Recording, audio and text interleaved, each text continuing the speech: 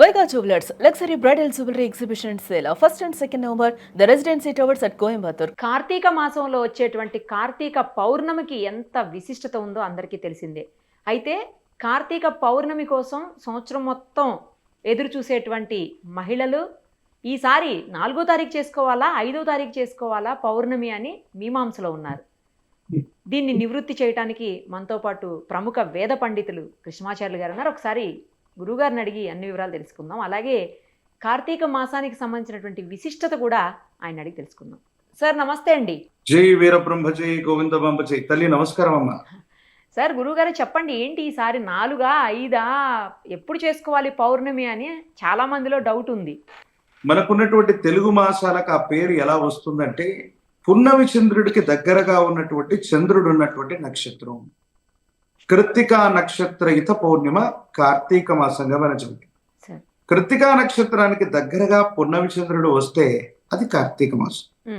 అశ్విని నక్షత్రానికి దగ్గరగా పౌర్ణిమ వస్తే ఆశ్వయుజం. ఇలాగా ఏ ఏ నక్షత్రానికి దగ్గరగా పౌర్ణిమ అన్నటువంటిది వస్తే దాన్ని ఆ మాసంగా మనం చెప్పేటువంటి ప్రయత్నం చేస్తూ ఉంటాం. మీరన్నట్టుగా పరమ ప్రతిష్టమైనటువంటి అంటే కార్తీక మాసానికి సమానమైనటువంటి మాసం ఏమీ లేదని పెద్దలు చెబుతూ ఉంటారు. ఎందుకంటే హరిహరులకు భేదం లేనటువంటిది, లక్ష్మీ నారాయణులకి కళ్యాణం జరిగేటువంటిది, పరమ ప్రతిష్టమైనటువంటి పరమేశ్వరుడి యొక్క తత్వంతో కూడినటువంటిది ఈ కార్తీక మాసం. కాబట్టి ఇది విశేషవంతమైంది. కానీ తిథివార నక్షత్ర యోగకరణాలు చూస్తున్నటువంటి సందర్భంలో సూర్యుడు ఉదయించేటువంటి సందర్భంలో ఉన్నటువంటి తిథిని మనం ప్రామాణికంగా తీసుకుంటాం సర్వసాధారణంగా. ఆ ప్రకారంగా 4వ తారీఖు 5వ తారీఖు కార్తీక పౌర్ణమి అన్నటువంటి ఆలోచనలు మనందరికి కూడా వస్తూ ఉంటాయి. ఏది ఏమైనప్పటికీ కూడా రాత్రి బలాన్ని కలిగి ఉన్నటువంటిది పౌర్ణిమ. పౌర్ణిమ కానీ అమావాస్య కానీ చంద్రుడికి సంబంధించినటువంటి షోడశ కళలు కలిగినటువంటి ఆ లెక్క ప్రకారంగా చూసుకున్నట్టయితే మరి నక్షత్రం ఏమో భరణి నక్షత్రం ఉంది, 5వ తారీఖుకి కృత్తికకు దగ్గరగా ఉంటుంది. మరి 4వ తారీఖు చూస్తే మాత్రం అది అశ్విని నక్షత్రమే అయి ఉంది. రేవతి నక్షత్రము అశ్విని నక్షత్రాలే ఉన్నాయి. మరి పున్నమి చంద్రుడు అన్నటువంటి వాడు కృత్తికకు దగ్గరగా ఉండాలి. ప్రత్యేకించి 5వ తారీఖు పౌర్ణిమ సాయంకాలం 6:47 వరకు కూడా ఉంది. అంటే సూర్యుడు అస్తమించే సమయం వరకు కూడా పౌర్ణిమ ఉంది. కృత్తికా నక్షత్రానికి దగ్గరగా చంద్రుడు ఉండాలి కాబట్టి అప్పటికి భరణి నక్షత్రంలో చంద్రుడు ప్రవేశం అయ్యి ఉంటుంది. కృత్తికకు దగ్గరలో ఉన్నాడు కాబట్టి 5వ తారీఖు మాత్రమే సప్రమాణంగా అంటే తిథిని, నక్షత్రాన్ని, ఆ మాసానికి ఉన్నటువంటి వ్యవహారిక నామాన్ని చూస్తే ఖచ్చితంగా 5వ తారీఖు మాత్రమే కార్తీక పౌర్ణమి జరుపుకోవచ్చు అన్నటువంటిది ఒక నిబంధన. ఇక ముందు 4వ తారీఖు 10:30 పైన చతుర్దశి గడియలు తొలగిపోయి పౌర్ణమి గడియలు వచ్చినప్పటికీ కూడా అప్పటికి రేవతి నక్షత్రం అశ్విని నక్షత్రాలు మాత్రమే ఉంటాయి. కాబట్టి అది కార్తీక పౌర్ణిమ కాదు. ఇలాంటి పరిస్థితులు ఎందుకు వస్తున్నాయి? పండుగలు పర్వదినాలకు సంబంధించినటువంటి స్థితిగతుల్లో అంటే చాంద్రమానం, సౌరమానం, దృగ్గోచర గణితంతో పాటు వీరబ్రహ్మేంద్ర స్వాముల వారు కాలజ్ఞానంలో చెప్పినట్టు కలియుగంలో 5 ఏళ్లు గడిచినటువంటి మీదట పంచాంగములు పనికి మాలినమైపోవు, నవగ్రహంబుల నడక మారేనన్నటువంటి గురుదేవుల యొక్క వాక్కు సాక్షిగా మనం అనుకున్నటువంటి తిథివార నక్షత్ర యోగ కరణాల్లో కూడా ఈ తీవ్రమైనటువంటి వ్యత్యాసం అన్నటువంటిది మనం చూస్తూ ఉన్నాం. కాబట్టి సప్రమాణికంగా 5వ తారీఖు అయినటువంటి నవంబర్ 5వ తారీఖు అయినటువంటి బుధవారం రోజు మాత్రమే కార్తీక పౌర్ణమిని మనం నిర్వహించుకోవాలి. జ్వాలా తోరణాన్ని కూడా మనం విశేషంగా ఏర్పాటు చేసుకోవాలి. అసుర వధ తర్వాత పరమేశ్వరుని కూడా పార్వతీ అమ్మవారు ఈ జ్వాలా తోరణం ద్వారానే అమ్మవారు దిష్టి తీసిందన్నటువంటి ప్రాశస్తం మనందరికీ కూడా తెలిసింది. అందుకే విశేషవంతమైనటువంటి శ్రీగిరి పర్వతం, శ్రీశైలం లాంటి క్షేత్రాల్లో కావచ్చు, పరమశివుడు ఉన్నటువంటి ప్రముఖమైనటువంటి క్షేత్రాల్లో అద్భుతమైనటువంటి జ్వాలా తోరణాన్ని ఏర్పాటు చేసి ఒక తోరణంలాగా జ్వాల ఉన్నట్టయితే ఆ జ్వాల కింద మనం అందరం కూడా భక్తాదులందరం కూడా వెడుతూ ఉంటాం. పరమ పవిత్రమైంది.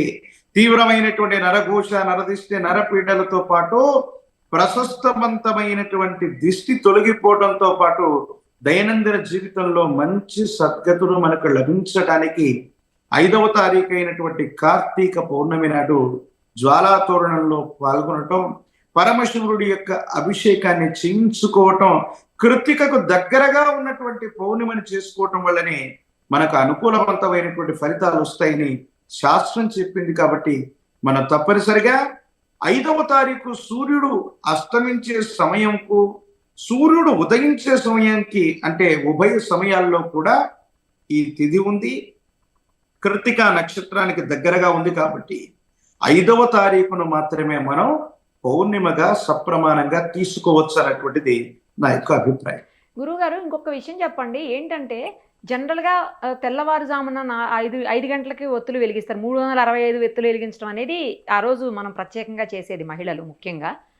సో కొంతమంది ఉదయం వెలిగిస్తారు, కొంతమంది ఏమో ఈవినింగ్ 5 తర్వాత వెలిగిస్తుంటారు. ఏది కరెక్ట్ గురువుగారు? అసలు ఏదైనా కరెక్టేనా? మనం దీపావళి పర్వదినాన్ని ఆశ్వయుజ మాస కృష్ణపక్ష అమావాస్య రోజు ఒక్కరోజు చేసుకుంటాం అనుకుంటాం. కానీ దీపావళి అమావాస్య అయిపోయినటువంటి మరుసటి దినం కార్తీక మాసంలోని ప్రతిరోజు దీపావళి. ఇక 30 రోజుల పాటు మనం దీపాలను వెలిగిస్తుంటాం. మీరన్నట్టుగా 365 రోజుల్లో స్త్రీలకు నిషిద్ధమైన రోజుల్లో ఇంట్లో దీపారాధన చేయలేనటువంటి లోటు ఉంటుంది. కాబట్టి 365 ఒత్తులతో ఆనాడు దీపారాధన చేసినట్లయితే సంవత్సరం మొత్తం కూడా దీపారాధన చేసినటువంటి ఫలితం వస్తుంది. విశేషంగా మీరు అన్నట్టుగా తెల్లవారుజాము ఏదైతే ఉందో కువలయములు వికసించు సమయం, కలువలు తామరలు వికసించేటువంటి అద్భుతమైనటువంటి సమయాన్ని కువలయములు వికసించు సమయం అని బ్రహ్మీ ముహూర్తం అని చెప్తూ ఉంటారు. విశేషవంతమైనటువంటి బ్రహ్మీ ముహూర్తంలో వెలిగించేటువంటిది. ఆ సందర్భానికి కూడా పౌర్ణమి ఉంది కాబట్టి విశేషవంతమైనటువంటి అనుకూలవంతమైనటువంటి ప్రభావం ఉంటుంది. ఇది ఒకటి. ఒకవేళ మనం చేసుకోలేనటువంటి సందర్భంలో మనం తెల్లవారుజామున ఏదైనా కారణం వల్ల అవ్వచ్చు, ఆరోగ్య పరిస్థితులు అవ్వచ్చు, మరేదైనా అసౌకర్యం కలిగి మనం ఆ సందర్భంలో చేసుకోలేకపోయింది, ద్వితీయ ప్రాధాన్యతగా సాయంకాలం చేయటం అన్నటువంటిది కూడా ఉత్తమం. కానీ పూర్ణతిథిగా పిలువబడేటువంటి పౌర్ణిమ రోజు అటు ఉభయ సంధ్యల్లో ఎప్పుడు చేసినా అనుకూలవంతమైనటువంటి ఫలితం వస్తుంది. పౌర్ణమి చంద్రుడు 6:30-7 ప్రాంతానికి వెళ్ళిపోతున్నాడు కాబట్టి ఆ లోపునే చేయటం అనుకూలవంతమైనటువంటి ఫలితాలకి కారణం అవుతుంది. ఎందుకంటే నావ బయలుదేరింది, బస్సు బయలుదేరింది, బండి బయలుదేరి వెళ్ళిపోతుంది. ఆ వెళ్ళిపోయే సమయానికి మనం అక్కడ ఎక్కడం వల్ల మన ప్రయాణం అన్నటువంటిది కొనసాగుతుంది. బండి వెళ్ళిపోయినటువంటి తర్వాత చేసే ప్రయత్నం కాదు. కాబట్టి తిథి కానీ, నక్షత్రం కానీ, వారం కానీ, పర్వదినం కానీ వెళ్ళిపోతున్నటువంటి సమయంలోనే మనం అందులోకి చేరుకోవటం, ఆ సమయంలోపే నిర్ణీత కాలంలోపు మాత్రమే మనం ఈ క్రతువులు ఆచరించటం వల్ల మనకు సుఖము, సౌఖ్యము, శాంతి, ప్రత్యేకించి ఆ పర్వదినాన్ని మనం పూర్తి చేసుకున్నటువంటి పుణ్య ఫలితాన్ని మనం పొందగలుగుతాం. రైట్ గురుగారు. ఇంకొకటి చెప్పండి. ఈ మాసంలో విశిష్టత చాలా ఉంటుంది అని అంటూ ఉంటారు. అసలు కార్తీక మాస విశిష్టతని కొంచెం వివరించండి గురువు గారు. విశేషవంతంగా పెద్దలందరూ కూడా చెప్తున్నటువంటిది, కార్తీక మాసంతో సమానమైనటువంటి మాసం వేరొకటి లేదు. మనం కేవలం ఇది పరమేశ్వరుడికి మాత్రమే సంబంధించింది అనుకుంటాం. ఈ దక్షిణాయన పుణ్యకాలంలో పరమ ప్రశస్తవంతమైన శివకేశవులిద్దరికీ సంబంధించింది, ప్రత్యేకించి వనభోజనాలకి సంబంధించింది, పరమేశ్వరుడి యొక్క వైభవానికి సంబంధించింది. మనందరికీ కూడా శివరాత్రి పర్వదినం అనుకుంటూ ఉంటుంది తల్లి. ఈ శివరాత్రి పర్వదినం అన్నటువంటిది సంవత్సరానికి ఒక్కసారి మహాశివరాత్రిని మనం జరుపుకుంటే, మాసా శివరాత్రి అన్నటువంటి దాన్ని ప్రతి మాసంలో మనం జరుపుకుంటాం. కానీ కార్తీక మాసంలో మనం చేసేటువంటి ఈ పర్వదినాలు, కార్తీక మాసంలో మనం చేసేటువంటి ఈ విధి విధానాలు విశేషవంతమైనవి. పరమేశ్వరుడి యొక్క తత్వంతో అలరారేటువంటి విశేషవంతమైనటువంటి ఈ మాసంలో పరమేశ్వరుడు, శివుడు, కేశవుడు ఇద్దరి యొక్క శక్తి నిబిడీకృతమై ఉంటుంది. అందుకే లక్ష్మీనారాయణుల యొక్క కళ్యాణంగా తులసిని, ఉసిరిని మనం పూజించేటువంటి తత్వాన్ని కలిగి ఉంటుంది.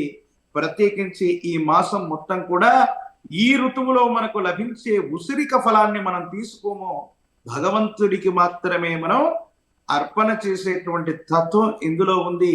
కుల మత వర్గ వైషమ్యాలకు అతీతవంతమైనటువంటి స్థితిగతుల్లో కూడా కార్తీక వన సమారాధనలు మనం చేసుకుంటూ ఉంటాం. పరమేశ్వరుడికి అత్యంత ప్రీతికరమైనటువంటిది. ఆ లక్ష్మీనారాయణులకు కూడా కళ్యాణం జరిగేటువంటి అద్భుతమైనటువంటి మాసం. సమస్తమైనటువంటి దేవగణాల యొక్క శక్తి ఈ ఋతువులో, ఈ మాసంలో, ఈ నక్షత్రానికి దగ్గరగా పౌర్ణమి గడియలు వచ్చినప్పుడు ప్రశస్తవంతంగా మనకు ప్రమాణం చెప్పబడ్డది. కాబట్టి ఏ మాసం కూడా కార్తీక మాసానికి సమానం కాదు. కాబట్టి పరమ ప్రశస్తవంతమైనటువంటి దీక్షలు మనం తీసుకుంటాం. అయ్యప్ప మాలధారణ అవనివ్వండి, ప్రశస్తవంతమైనటువంటి దీక్షలన్నీ కూడా ఇదే కార్తీక మాసంలో. ఎందుకంటే ఋతువులు మారుతూ ఉన్నటువంటి సందర్భాలు, శీతోష్ణ స్థితులు మారుతున్నటువంటి సందర్భాలు, దేశ కాలమాన పరిస్థితుల్లో సూర్యోదయం, సూర్య అస్తమయం, అలాగే ఉష్ణోగ్రతలు ఇవన్నీ కూడా మారుతున్నటువంటి సందర్భం ఈ కార్తీకంలోనే జరుగుతుంది. వీటన్నిటిని తట్టుకొని, మన శరీర ఉష్ణోగ్రతను తట్టుకొని, విశేషవంతమైనటువంటి సాత్వికమైనటువంటి ఆహారం చేత, సాత్వికమైనటువంటి ఆలోచనల చేత భగవంతుణ్ణి చేరుకోవడానికి ఒక ప్రత్యేకమైనటువంటి నిబంధనగా ఈ కార్తీక మాసాన్ని మనం పెట్టుకున్నాం. ఒక కార్తీక మాసంలో విశేషవంతమైనటువంటి పరమశివుడి యొక్క అనుగ్రహం చేత 30 రోజుల పాటు దీక్ష చేస్తున్నటువంటి వాళ్ళు కూడా అనేకంగా ఉంటారు. అందుకే కార్తీక మాస వైభవాన్ని, కార్తీక మాస మహత్యాన్ని అనునిత్యం కూడా మనం చదువుకుంటూ పరమేశ్వరుడి యొక్క తత్వం చేత మనుషులే కాదు, తుదకు పరమేశ్వరుణ్ణి పూజిస్తే విశేషవంతమైనటువంటి జంతుజాలములు కూడా మోక్షాన్ని పొందాయి అన్నటువంటి మహత్యాన్ని మనం తెలుసుకుంటాం. ఐహిక సంపదలే కాదు, భౌతికపరమైనటువంటి సంపదలే కాదు, ఆధ్యాత్మికపరమైనటువంటి మోక్ష మార్గాన్ని ఈ కార్తీక మాసాన్ని గనక మన వ్రతాన్ని ఆచరించగలిగినట్లయితే వీటన్నిటినీ ముంచి మోక్ష మార్గాన్ని మనం పొందుతాం. దానికి మనుషులే కానక్కర్లేదు, జంతుజాలములు కూడా మోక్షాన్ని పొందాయి పరమేశ్వరుణ్ణి నమ్మి. అది కేవలం ఆ పరమశివుడికి మాత్రమే సొంతం.